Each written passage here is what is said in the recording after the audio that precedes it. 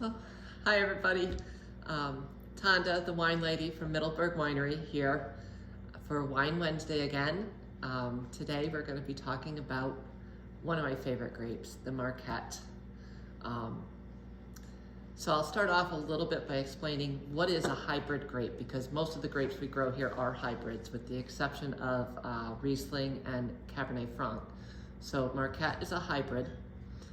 A hybrid is a cross between two grapes, typically one of European descent and one of American descent. So it's called a European Vitis vinifera, and then an American grape, which has another long word too, a couple of them.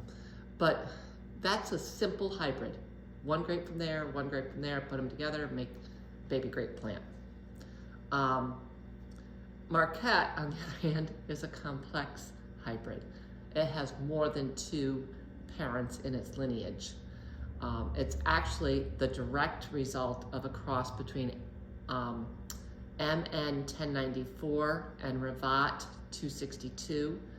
University of Minnesota started that crossbreeding in 1989 and released the grape in 2006, the final Marquette grape. The interesting thing is, the Revat 262, the direct parent of Marquette, is a child of Pinot Noir. So Pinot Noir in the background, in the lineage of Marquette. It's grown in Canada, the Midwest, the Northeast. It can be grown mostly anywhere in North America for that. And winemakers typically make a dry wine out of it. It can be a little on the acidic side, but it's bred to be disease resistant. So you're not going to get, or you're not as likely to get powdery mildew, black rot, those diseases that can hit the vinifera grape a little harder. So most winemakers, like I said, make it dry. Well, we make it dry and sweet, but let's talk about the dry first, okay? So this was the first grape we planted. Out here, it's the first row you'll see. If you sit at our picnic tables, you'll be sitting next to Marquette.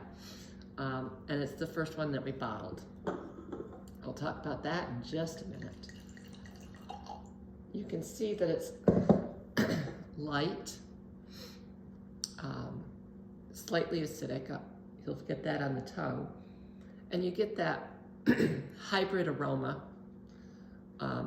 With the dry, I don't get a lot of fruit on the nose, but I do get a woodsiness because we lightly oak it.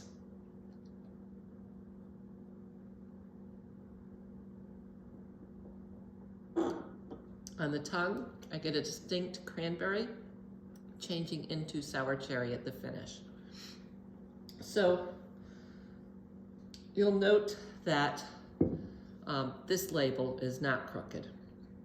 However, when we opened the winery, before we opened the winery, we were still both working full-time jobs. And so we planned, like, okay, we're gonna bottle the Marquette. It's time, we gotta bottle it, get it in the bottles so it can sit in the bottle and age in the bottle before we open. We pick a night.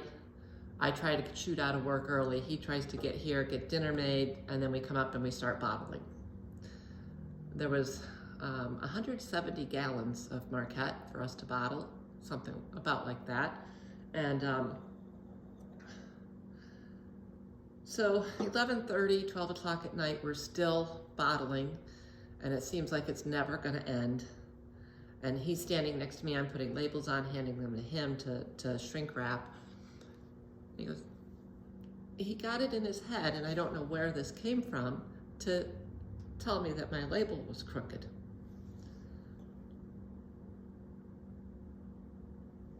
I was very quiet for a long time. Grandma always told me, if you can't say anything nice, don't say anything at all. And I had nothing nice going on in my head that I could say at that moment in time, until finally I thought, So I turned to him and said very quietly, they're handcrafted. They're supposed to be crooked. We made it through that labeling incident. and didn't kill each other. Finished up late, got up early and got to work the next day. And we still managed to work together without killing each other. So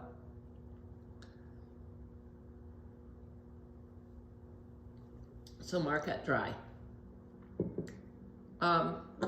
Most winemakers, I've said a couple times, make it dry, and that's about it.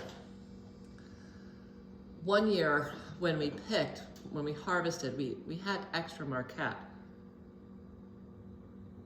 And so I said, you know, I just have the feeling that there's some fruitiness in there that'll come out if we sweeten it back. Let's give her a try. So we sweetened it back.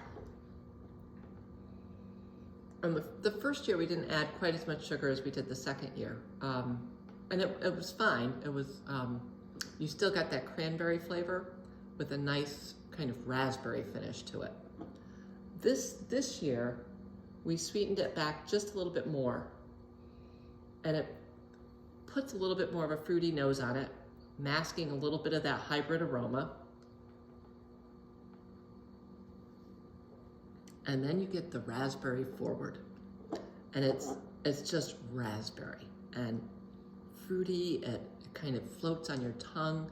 It cuts out the acidity. So even though I'm not a sweet wine drinker per se, I like this sweet Marquette. I would drink it with a meal. So 2006, Marquette is still a young grape. Whether or not it's a wine that's going to stick around long enough to become a world classic, only time is going to tell. At this point, it's off to a fast start.